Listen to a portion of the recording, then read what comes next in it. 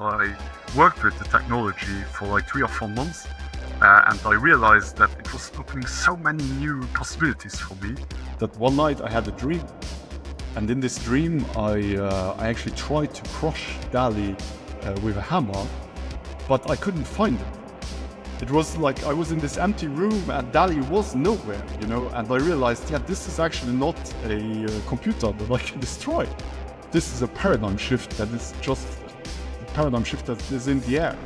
And I either adapt or, I'm gonna become irrelevant.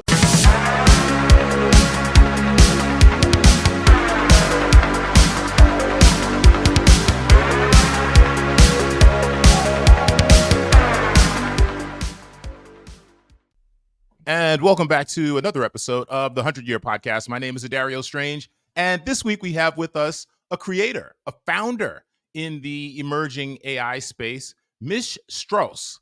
Do I have that right? Misch Strotz? Is my pronunciation almost perfect? Like for almost an American, perfect? it's Okay. very, very good.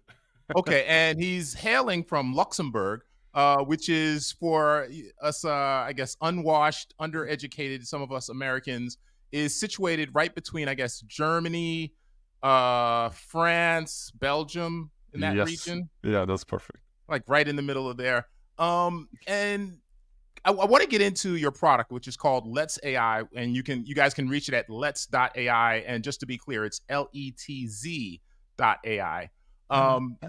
And I want to get into like what it does, but before we get into that, just tell us a little bit about yourself. Like, we speak to a lot of founders and technologists, engineers, and I'm always, I guess, a little extra excited to talk to someone from Europe because I don't know, I feel like maybe outside of France, and I know there's a lot of stuff going on in, I guess, Germany and the Netherlands and of course London, but I feel like in the AI space we don't get enough coming out, like what's happening. We don't hear enough about what you guys are doing out there. So give me a sense of like before Letz.ai, what have you been doing? Where'd you come from? What's your background?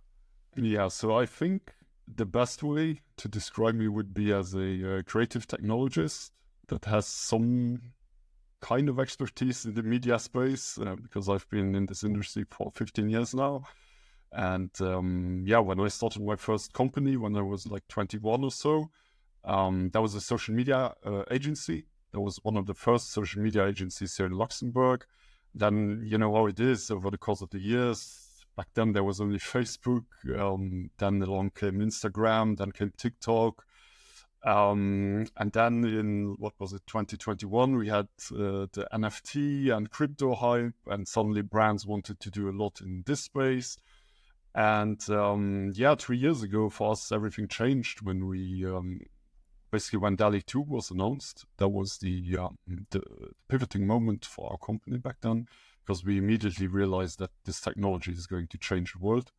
Back then we were 22 people at the agency. Over the course of the following year, we let go half of them, and we said, okay, we're going to focus now completely on this technology. It sort of worked out quite well. We have been like here locally in the small country of ours, we are one of the pioneers, I would say, in this space. Almost exactly 1 year ago, we started working on Letz.ai. And for the little anecdote, since you mentioned Luxembourg, the name Letz actually comes from Luxembourg, which is Luxembourgish name of Luxembourg. So it's the four first letters. And here in Luxembourg, that's a very common thing. So when you tell a Luxembourger that it's called Letz.ai, then they will tell you, "Oh man, not again this Letz." Well, I think it was a good choice, at least outside of your country, because I've traveled extensively throughout Europe, and that's the first time I heard that. So I think you're fine, at least for non-Luxembourgians. Is that how you? What is that? Yeah, Luxembourg is what Luxembourg. Yeah.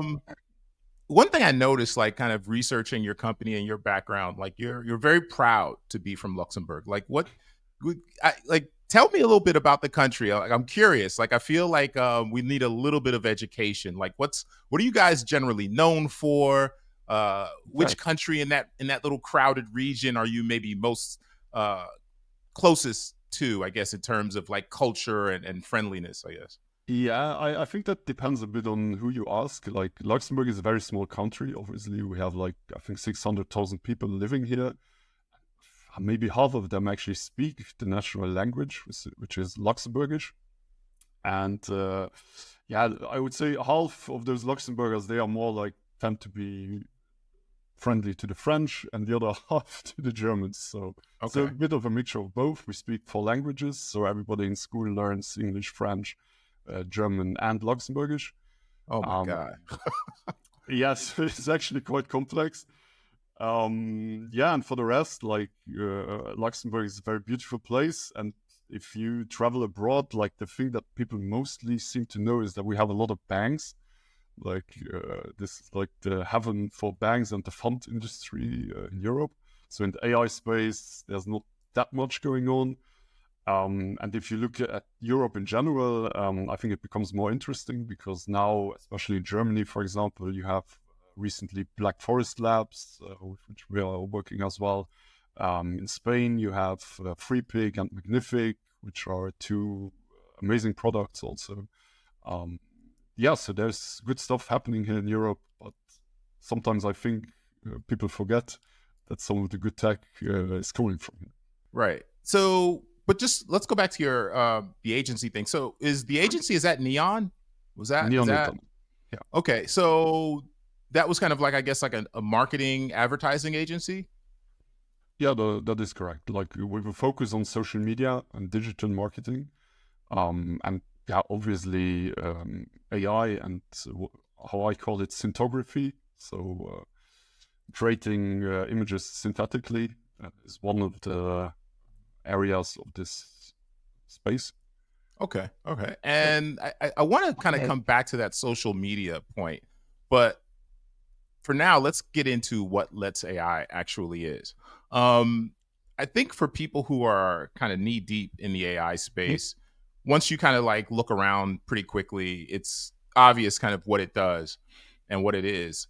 But I think for a newcomer, like someone just grabbing these tools, it might be a little mysterious or hard to grasp. So for a complete newbie, what is it? What does it do? What's it for?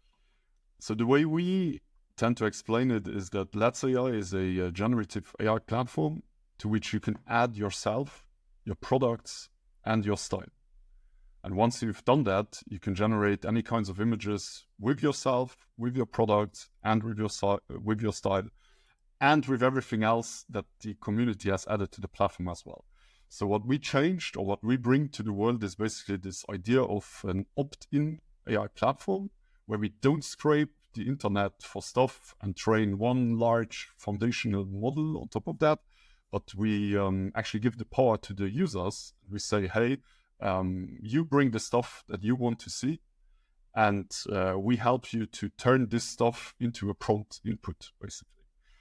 And yeah, if you look at the platform, if you sign up for the first time, for example, we have this tutorial where we explain one of the very simple techniques actually that we applied, which is that on the platform you can tag certain models in the prompt by using the @ character.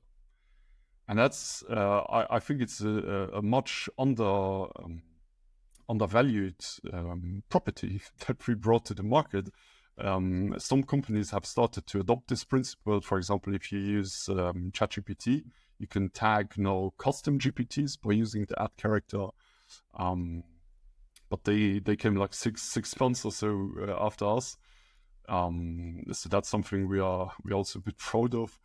I Yeah, and think right, then yeah, rightfully so. Like when I used the product, like it very much felt. This is kind of why I wanted to highlight the social media, I guess, history of what you've been doing. It very much feels like a social network. It's like yeah, you're creating and you're doing the prompting, but because of the @ symbol integration with other. Just to be clear, so what people can do is they can create their own models. Let's say I'm Adario and I just want to make myself a character on the platform. I want my face to be available to be put in all of these different situations. And I can make, and correct me at any point if I'm incorrect, I can make a model of Adario, let's say Adario 10. That'll be the name of the model, @ Adario 10. And then if I make that public, I can make it private so only I can use it after I've trained it. But if I make it public, anyone on the platform can just at Adario 10 and put me into their various images and prompt, I guess, creations. Yeah. Yeah, I love that you're the one who's saying this because that's exactly how we also want the platform to be perceived. We say that we don't want to be like the next Photoshop or the next big tool with 1,000 features, but we really want to have this kind of social media vibe to it. And we want people to understand that becoming a prompt input is actually a huge marketing opportunity also for them. Exactly, yeah. And there is one interesting way to compare this actually is that I think most brands that build AI tools, they see it only as a tool to make the existing or the past media more efficient. But we see it as a completely new medium that enables a whole new spectrum of possibilities. And one of them is exactly what you described. You add yourself to the platform, and once you're in there, it's not you who's going to be the one who makes the content, but it's your community who generates stuff with you. And that's a game changer. Like for brands, imagine you own like a clothing brand, you add your model to the platform, and you tell your community, hey, we have this model there, go show us your most creative ideas. And yeah, if I you're will. very, Yeah, I'll admit that's what got me super excited about it yeah. is the branding opportunities. If Gucci or Nike just decided to adopt the platform, and again, you can make it private, where let's say Nike wanted to just have their own model and train it on all their various their logos and their different shoes.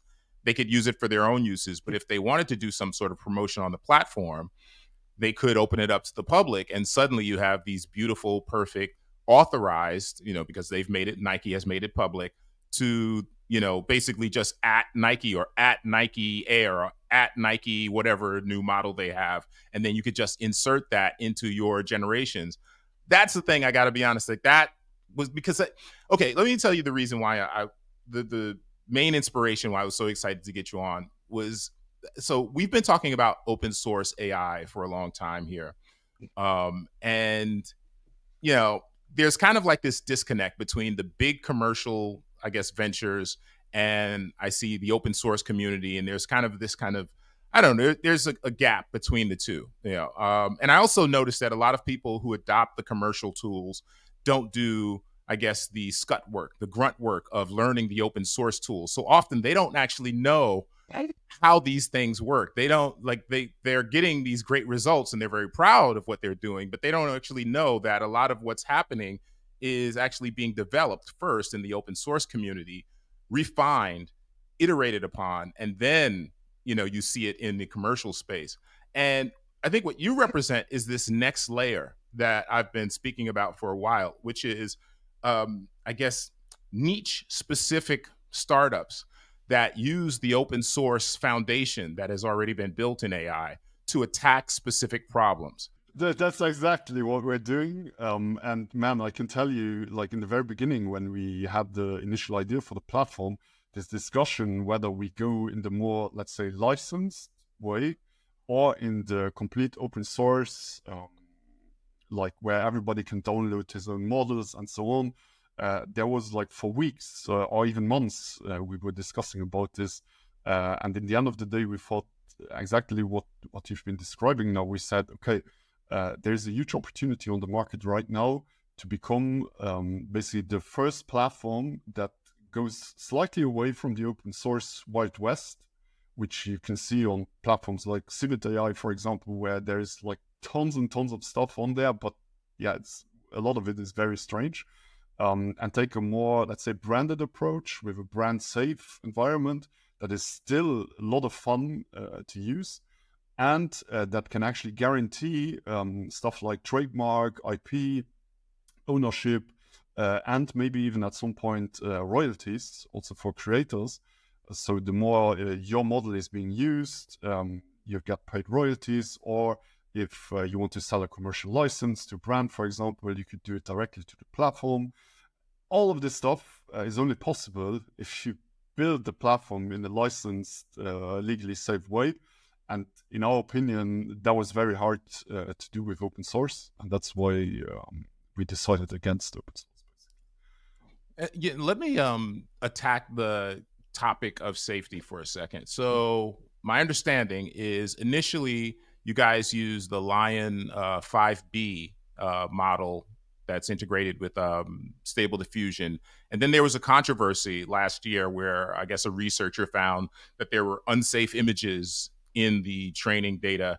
And so the Lion, and that's actually, they're based in Germany. They're a nonprofit group. They decided on their own to take the model down. And this is interesting that we're speaking now because just about a week ago, they relaunched it. It's called Relion 5B. And they relaunched it with the unsafe material removed and new safety checks in place. But I think in the interim, you guys switched to a different data set. Yeah, so one thing that is important for us is we don't train foundation models, or we also don't have the financial means for this. We are completely bootstrapped also at the moment, so we're not funded. We are a very small team. We don't train foundational models, which means that we only train on top of what is already existing.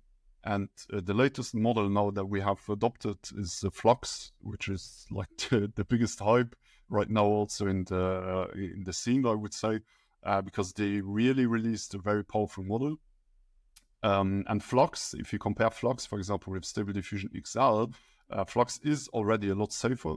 It has much less tokens. Like, for example, if you type in something like Ghost in the Shell or some manga, it's just going to give you a ghost and not the actual Ghost in the Shell manga, which was definitely not the case with previous models. So they did a lot of good safety work.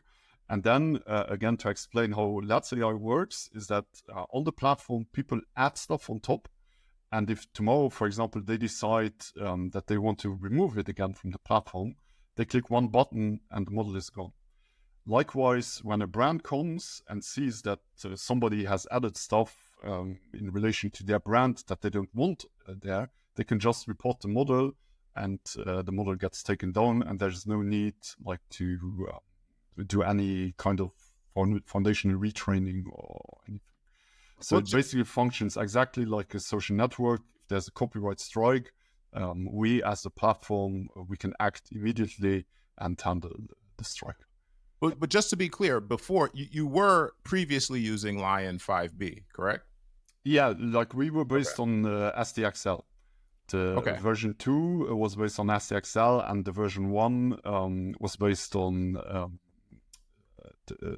Stable Diffusion 1.5.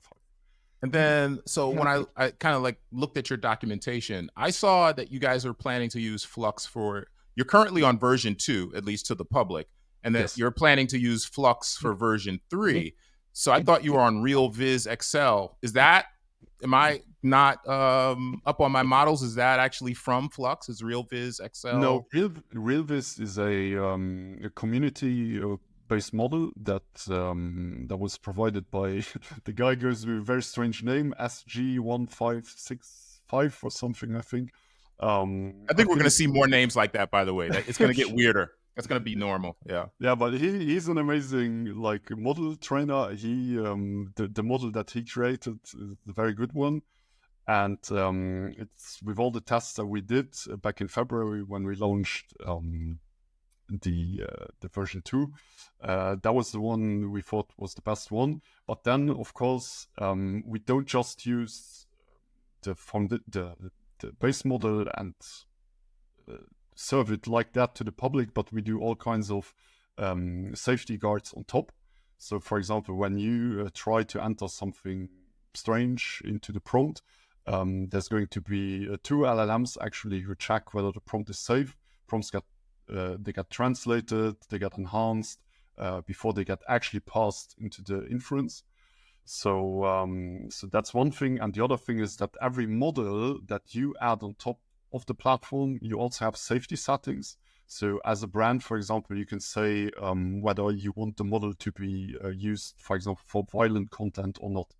So there's a check mark that you can put. And then, of course, the privacy options, so the public or private stuff. where if the user wants to add a public model, we give him this pop-up where we say, hey, we only allow public models of stuff to which you actually own the copyrights.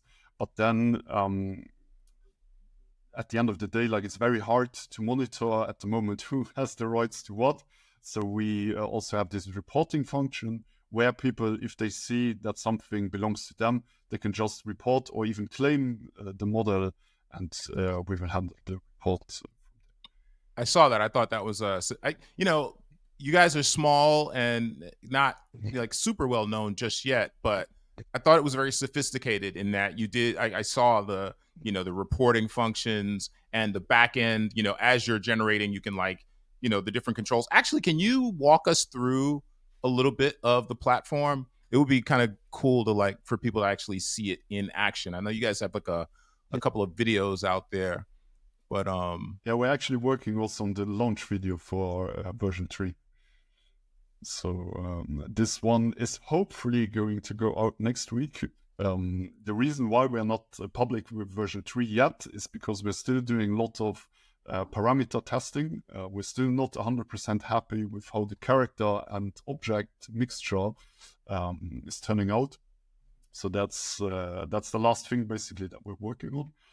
Now, when you get to the platform, the first big thing, obviously, that you're going to see is the prompt.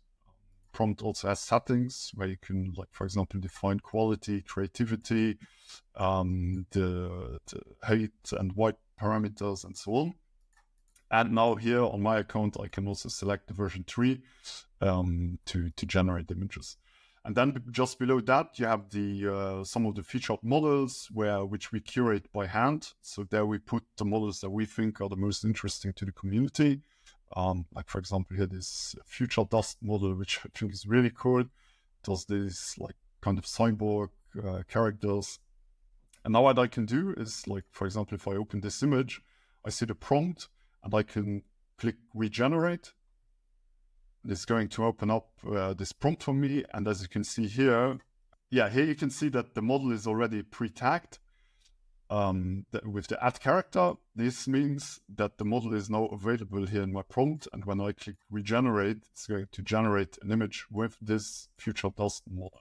So the style is going to be very similar to what's beneath this model over here. And then we also have the feed, where we also have this hot feed, which is also curated by hand. So there we select the most cinematic, the most artsy images. We have some very cool creators also on here. One that I love is Eric Fernando. We have Gizam, Marco, AI Artwork Gen. We have Julie Wieland, which... Julie's a previous guest. Yeah. She's been on the podcast. This image here, for example, is from her, or this one. I think for this one, she actually used another model by another creator. So there you can already see the beauty of it. Julie using Gizam's model to make something in her style. It's really cool. Yeah, now you're also seeing here the image popping up already, which is going to be this kind of cyborg character as well. Can you go back to the back end where it shows kind of all the little controls? You mean for the models? Yeah, right there. Yeah. That can you kind of just explain some of that? Yeah. So if I go to my profile here, for example, let's take this model here, which is just a test model of mine, basically. You have the obvious stuff, model description, website URL, which is especially interesting for brands. For example, when they have a product that they want to feature, they can also add the backlink or a call to action to every model. Then very important for the models is a type, especially now with version 3, having a very descriptive type for objects, for example, it can make all the difference whether the result is going to be good or bad. Then we have the training data, where we suggest to have between 5 and maximum of 15 images for the training. And then I think the part that is most interesting also for you is the safety settings, which for now we only have 2, which is adult content and violent content. but we're planning to add more options there in the future. Like, for example, very simple example, you are Coca-Cola and you don't want your model to be used together with the Pepsi model, but then you can like set it in the safety settings of the future. But that's not something that's coming out in the next few days. We are trying to like leave this for the moment where lots and lots of brands are coming in. We think it's too soon to roll it out right now, but it's definitely something that's on the roadmap. Yeah, and then the privacy options, where you can also set the model here to public. And this is the disclaimer that I mentioned earlier, where we're telling you, hey, yourself, your pet, your product, public place, but not your spouse, your children, your husband. So I want to go back to the Lion Group. I found when I kind of investigated Lion, I found that they were like, I don't know, it just seems like what they're doing is like very much needed. And I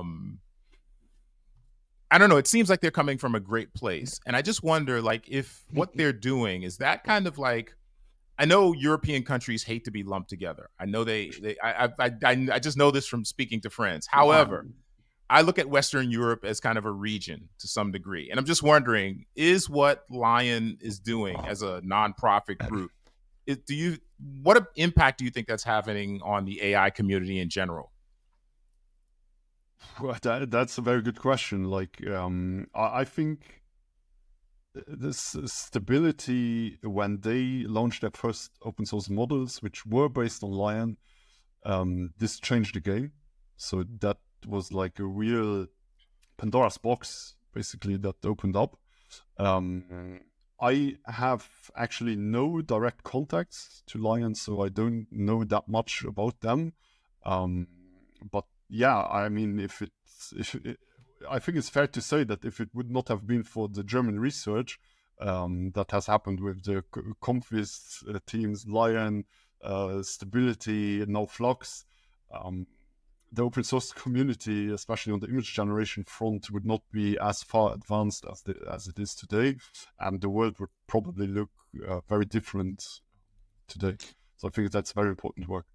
Is there a particularly robust or active, more active than the rest of Western Europe AI scene in Germany? Like I think Christoph is based in Hamburg, right? I He's think like the project leader. like if you look at Paris, also Paris and France especially also has a very big AI scene. Again, because of Hugging Face, also of course. Macron recently announced that they, I think, want to invest 14 billion into AI. I have not seen an announcement like this coming from Germany yet. Could be mistaken, I don't know. I met the Luxembourg Prime Minister 2 days ago because Luxembourg is also working on an AI strategy. So he was also very interested to see his own model on the platform. That was also quite cool. There is a lot happening. I think Europe is also very aware that this technology is here to stay and they want to play the right role. But in terms of legislation, I think the opinions diverge. And there are the ones that say, yeah, AI Act is amazing, and others that say, well, the AI Act is way too much and Europe should be more or less restrictive, let's say, with all of this stuff. I think it's very hard to foresee what the future is going to look like. At Letz.ai, we are fans of the AI Act. We think that many of the stuff that is in the AI Act is very important for the world, like having AI labels on social platforms, having this kind of opt-in mentality to AI in general, I think is very important. Paving the way for right copyright, trademark, IP, royalties and so on is very important. So therefore, yeah, I'm a big fan of the AI Act. But yeah, very hard to foresee who's going to win in the AI race future. Let me push back a bit. So you have Silicon Valley and you have let's just cast it as the AI community in Western Europe. Some would say, or some have said, that the AI Act may hinder the growth of AI startups and make it, just a bit difficult to, I guess, as they say in Silicon Valley, move fast and break things. So, I mean, you said you support it, and it seems like maybe you're maybe, I guess, friendly with other startup leaders who support it. Like, is there no sense that that kind of Silicon Valley style move fast, break things ethos will be hindered by the AI Act? I think it depends a bit on what kind of product that you're building. I can definitely understand that some companies, especially more in the open source domain, I would say, are maybe a bit more or a bit less happy with the act. From our side and for the product that we have, it's a good thing. I think it's also a good thing. Like there is always this funny quote.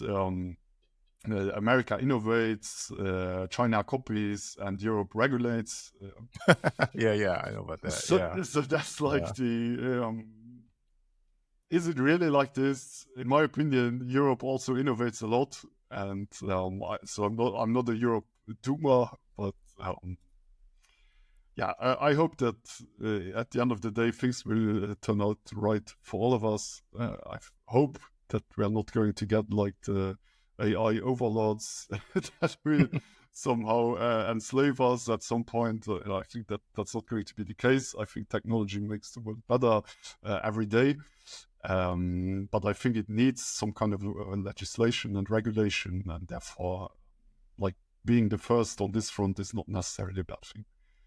Gotcha. Let me kind of get you to unpack some of the business underpinnings of what you're doing. So I understand that like G-Core, which is a big cloud infrastructure player in Luxembourg, is you secured I guess a deal partnership with them not too long ago. And I think they are giving you kind of access to NVIDIA GPUs. Can you explain like what's the nature of that relationship? How did it come about? How important is it? Do they have ownership now? Is it kind of strategic investment? Like what is the relationship?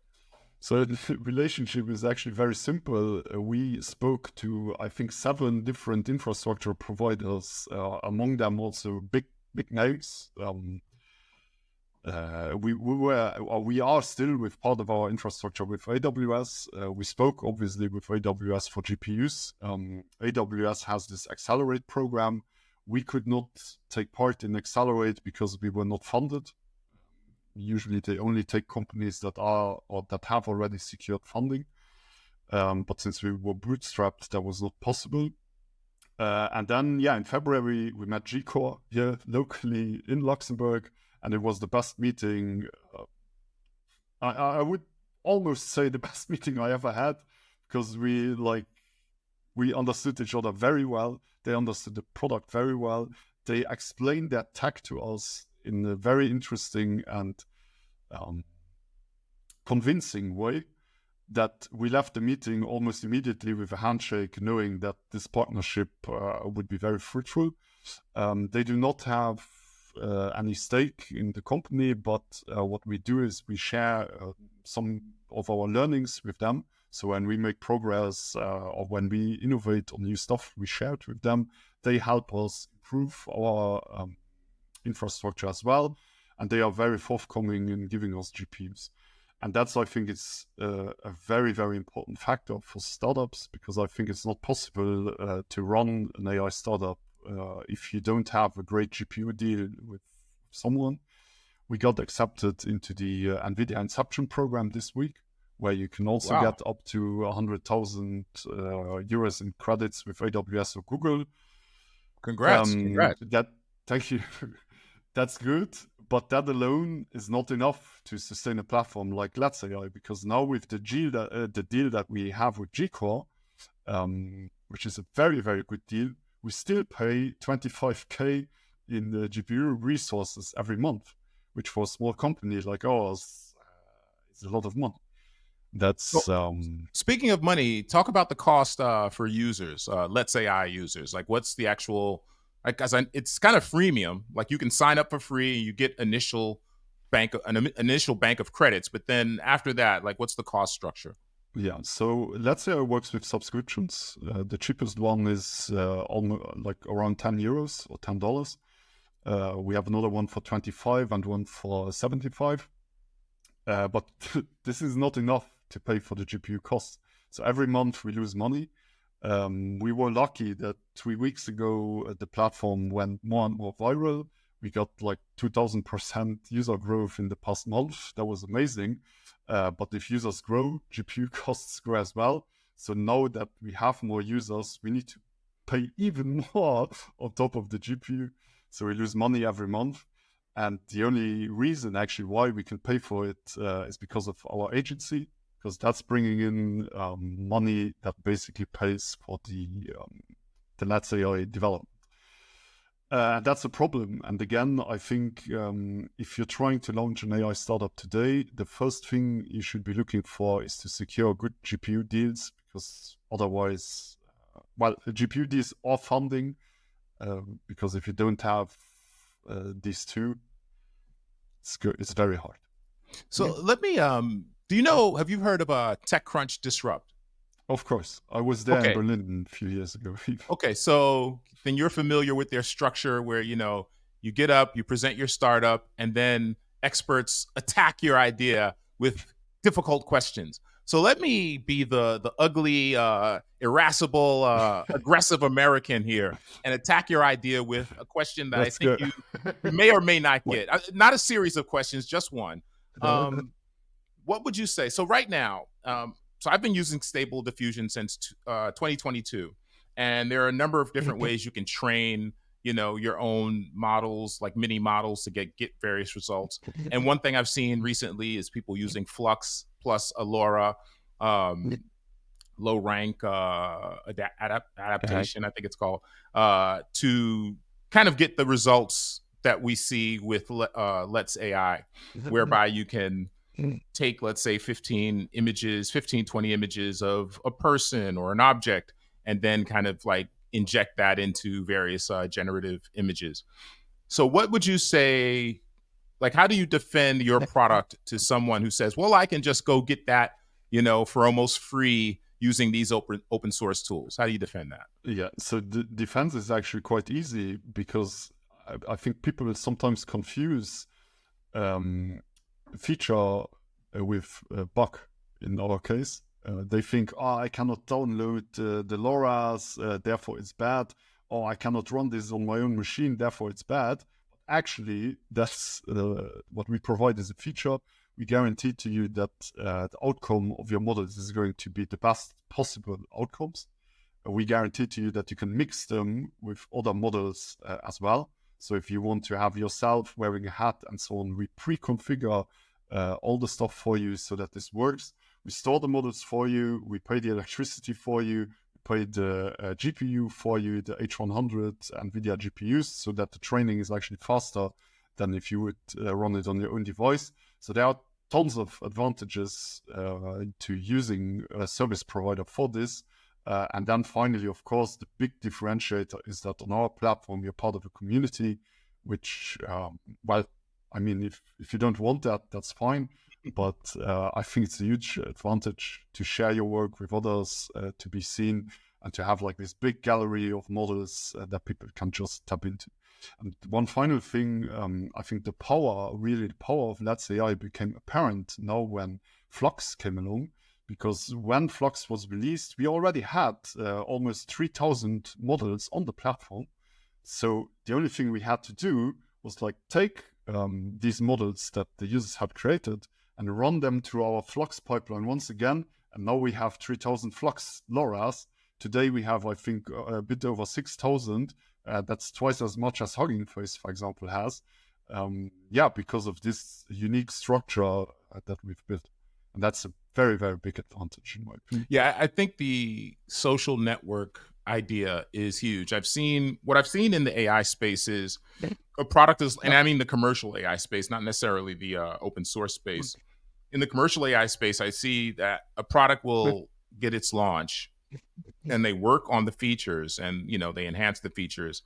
And then kind of like maybe ad hoc, like later on, they kind of try to layer on this social network and try to foster a community. And I think also some people are kind of offloading the social network heavy lifting to, I guess, Discord. Hey, just go to our Discord and engage in that community, not We don't realizing have this. that. Yeah, I mean, look, I use Discord. I love Discord. Big fan. Been using Discord for years as a gamer. But I mean, to be honest, it's a little wonky. You know, it's not dead simple for everyone to use necessarily.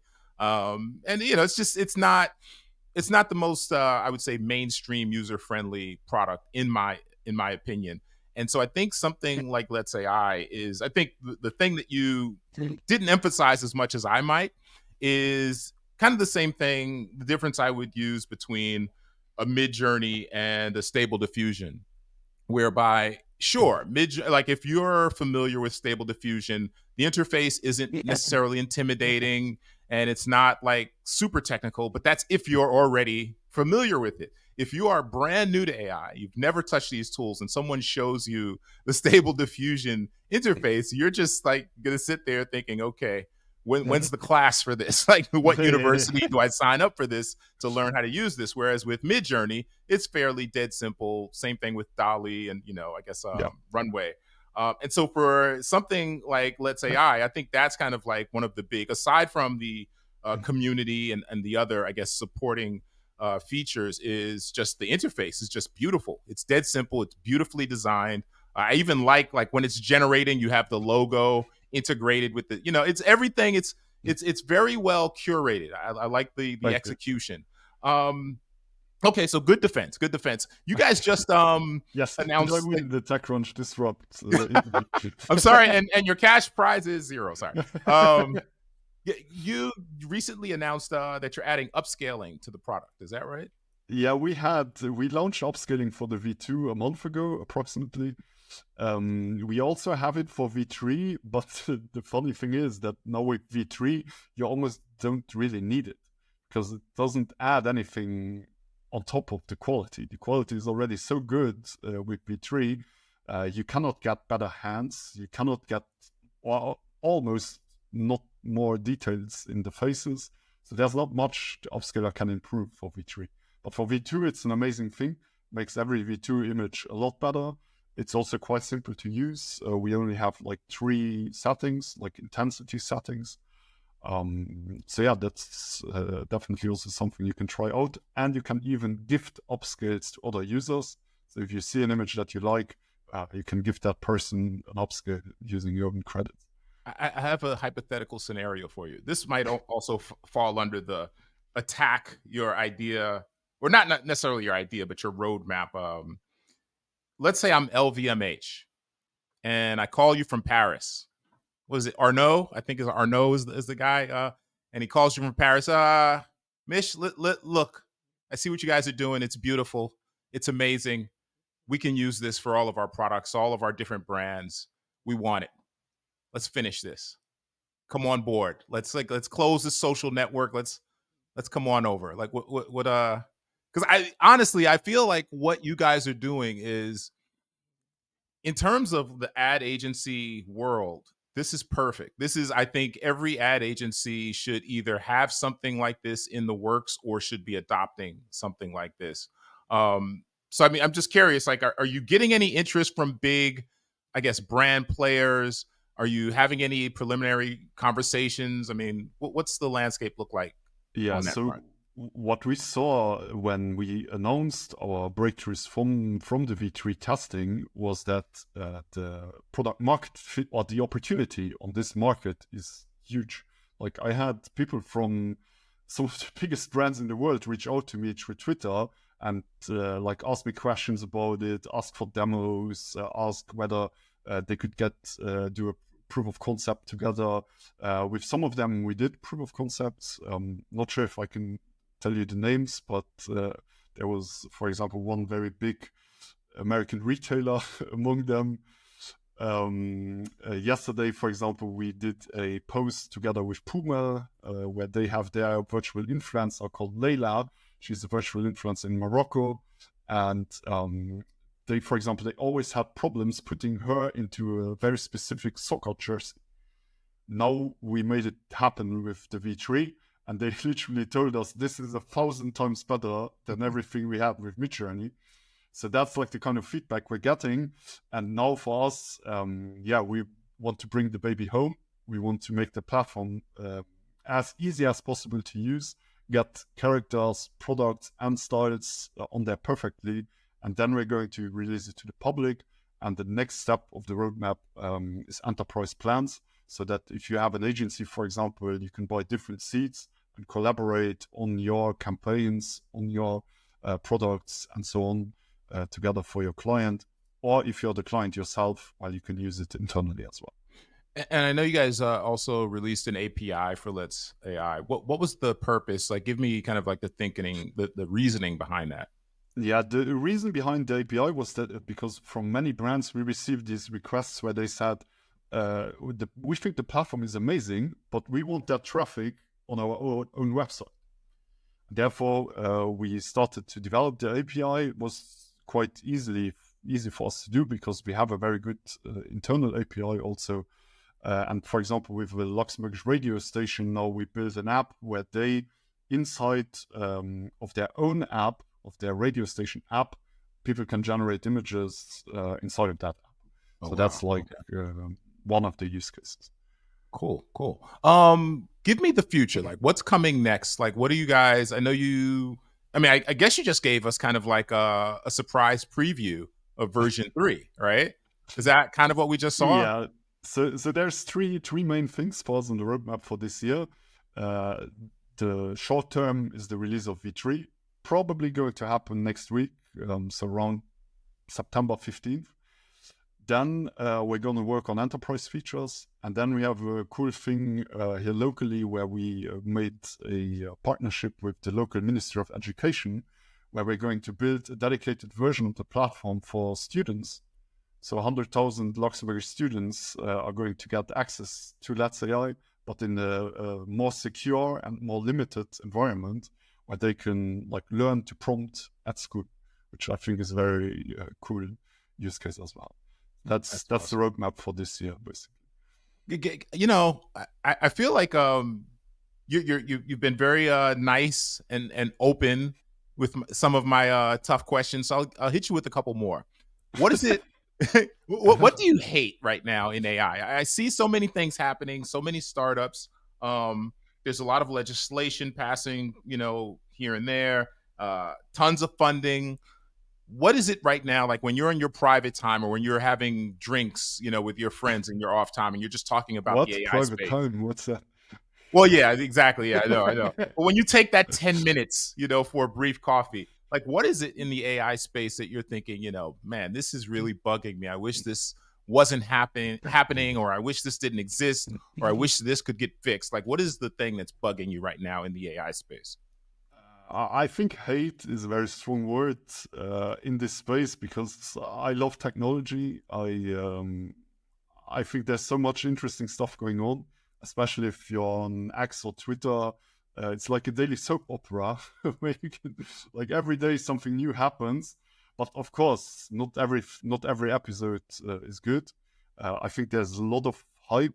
The industry is very hype driven.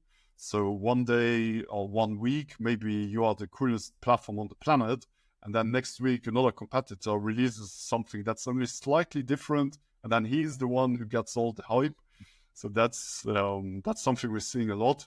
I know that everybody's sort of struggling with this, so it's also part of the game. But yeah, I think that would be the one thing that makes this job very difficult, that you always need to give the people new stuff because there's just so much competition in this space. So, and on the positive side, when was the last time, and again, outside of your company, outside of Letz.ai, outside of maybe your immediate friend circle, when was the last time you saw something in the AI space that just, and maybe not even in the AI space, in the technology space in general, like in the last few months, that took your breath away, that actually made you pause and say, wow, this is the future. What's happening? The Flux fine-tuning. When fine-tuning became, like when Flux was released a month ago, there were all kinds of discussions. Is it fine-tunable or not? And then this guy from Canada, Ostris, he released a fine-tuning script for Flux. And that was the moment, like when the floodgates opened and we tested it, and it was just so mind-blowingly good that we were like, okay, this is gonna be version 3. This is exactly what we're going to build on top on. And then one of our co-founders, Sasha, and me, we spent like, I don't know, 2 weeks, sleepless nights, just optimizing the parameters, finding the best training settings, finding the best inference settings, so that after 2 weeks we were confident that we could say, okay, we have the new version almost ready. We're working on early access, and that's what we're giving away now. So yeah, Flux was definitely a milestone that I did not see coming this quickly. Now, I haven't done a ton of testing on illustration style images on Letz.ai, but one thing that occurred to me, there's a big pushback in the, I guess, traditional artist community against AI generated images. And, some of their arguments are, I think, quite valid. Some seem to indicate that maybe they haven't used the tools and they aren't conversant with what's actually happening. But in the middle space, as I was using Letz.ai, the first thing I thought was, wow, one of the features of Letz.ai is you can make everything private. So I could conceivably, if let's say I'm a production artist on a graphic novel, and correct me if I'm wrong, I could basically load in whatever 20 of, my images, from, the best images, clean, basic, and then just kind of start outputting my own work privately in my own style, and then kind of embellish that work with my hand, via the outputs. I mean, does that sound like a viable use case? I mean, that I once made a tweet, become a prompt input or die trying. And that, I think, is what artists of today need to understand. That in the future, what you want as an artist is to be the prompt that people use when they want to generate something that looks like your style. That's the reality of things. Like, this technology is not going to go away. Artists can profit tremendously from this technology for themselves, just as you explained, like by enhancing their own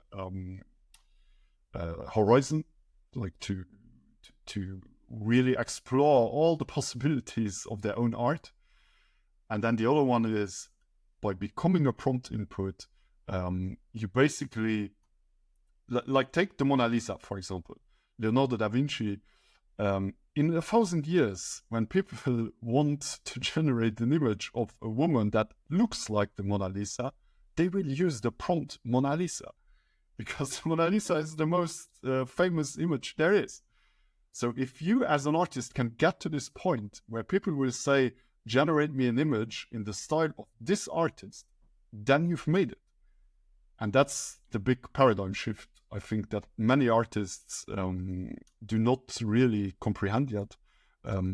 Indeed, sometimes I also think that many of them have this inherent disgust for this technology. I had this disgust myself when I saw DALL-E 2 for the first time. Made a really long thread on Twitter. You can actually find it. It's still on my feed, and I'm going to leave it there for historical reasons. Wait, this was anti-DALL-E. This was I made a tweet where I said, this is like the most disruptive tech I've ever seen. It's going to change so many lives.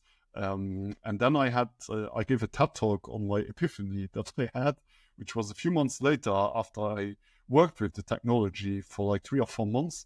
And I realized that it was opening so many new possibilities for me.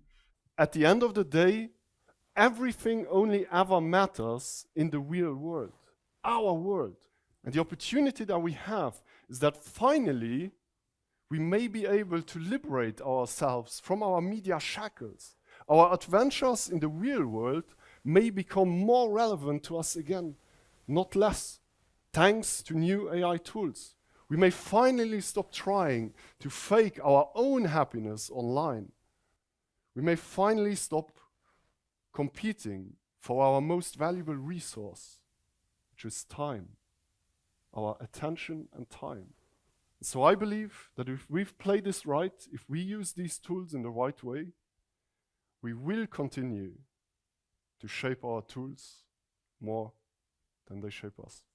That one night I had a dream, and in this dream I actually tried to crush DALL-E with a hammer, but I couldn't find it.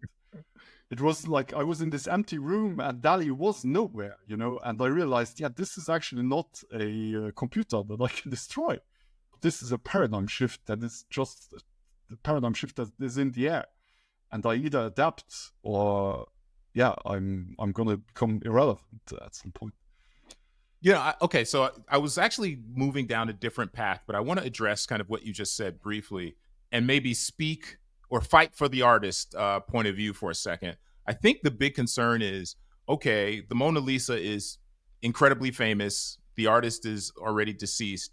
If I am, I don't want to name an actual artist. I'm just going to say Jane Doe. Jane Doe is like this famous artist. Graphic novel is a hit, and I think the concern from a Jane Doe who has, let's say, a mid-tier successful art career is that her work will get, people will train on her work, and then there will be no residuals. In other words, the idea of getting residuals from people using models that were trained on your work, that isn't really in place everywhere quite yet. And so the big concern is, will my work, my talent, just get sucked into the ether, and all the hard work that I did all these years will be for naught? So now I want to put that on the shelf, and if you want to kind of address that, we can come back to that. But I want to ask you, a specific question about Letz.ai, which is a selfish question. Let's say I'm the selfish, I don't want to be in the community. I don't want anyone tagging. I don't want anyone using the @ symbol to say @Adario art, whatever. And I just want to use it for my graphic novel. And I have this big bank of traditionally drawn, panels, comic book panels, and I feed it into Letz.ai, and I make everything private. And I use this to kind of like speed up my production process as I put out new issues of my, graphic novel. Is there something in place whereby I can, like, I know it's private, so other users on Letz.ai can't access that, but is there something whereby I can say at some point, you know what? Okay, this was a great ride. It's been a year. I want now all of my training data from my original art, I want it off Letz.ai. Yeah, you can just delete the model. Of course, you can just delete the model, and the training data is going to be gone. The models as well, they will be deleted if you delete the model. And then the only thing where at the moment we're not sure yet on how to handle it, but I can tell you how it is right now, which is the images. So if, for example, you made a model public and then people generate images with your model, and then you delete the model, then the images that other people made are not automatically deleted. But that's like a choice that we made where we said, it's a very hard choice, like where do you position yourselves, or where do we position ourselves in this question? And we said, yeah, let's just leave it on there as it is for now. So we don't go back and delete images that were made with certain models. That makes sense. But if I never make it public, if it's always private, then that's not an issue. And then I can, if I want to, at some point, just delete the model. And it's not my work, my trained work, you're saying, is not stored in your servers or anywhere on the company. The trained, like the data set, when you delete the model, the data sets and the saved tensor, like the saved tensor files, which is the file format, is going to be deleted. And then with the switch, like the private public switch, that's for you to decide. Like when you want to make a model private, you can make it private by just switching from public to private and vice versa. What's your goal, like in terms of users? Like, let's say this time next year, how many users do you want? Because like when we talk about Facebook, as many as we can handle. It took Facebook like many years to reach 1 billion users. I think Snapchat last I checked was something at 200, 300 million. Twitter, I guess they just lost a big chunk because of the Brazil story, but I think they're in the low to mid 100 millions.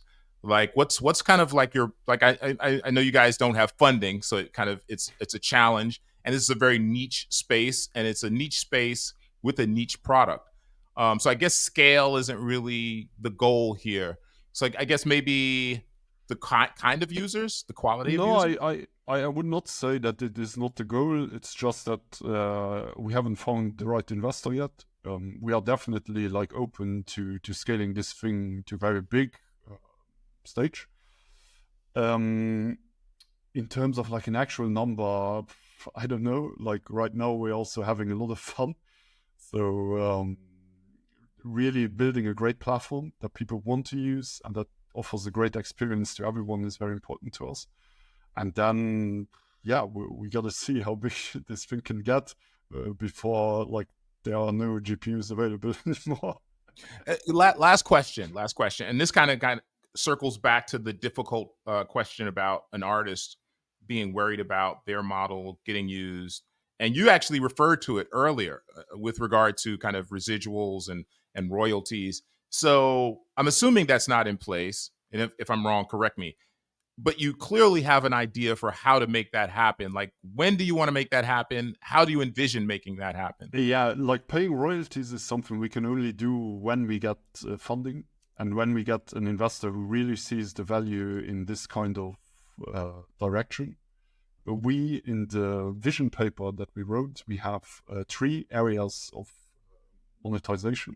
So one of them is royalties, creator royalties, like on Spotify, on YouTube, Instagram, and so on. Then we have this thing which we call prompt economy, which is like you as a brand want to be like the most popular prompt input, so you get like this search engine advertising kind of way to position yourself or your model in a more popular way on the platform.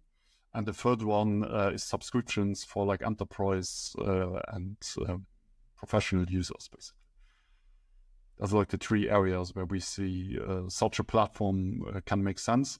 The 2 first ones are more in the social space, let's say. The third one is more in a private, creative domain by itself.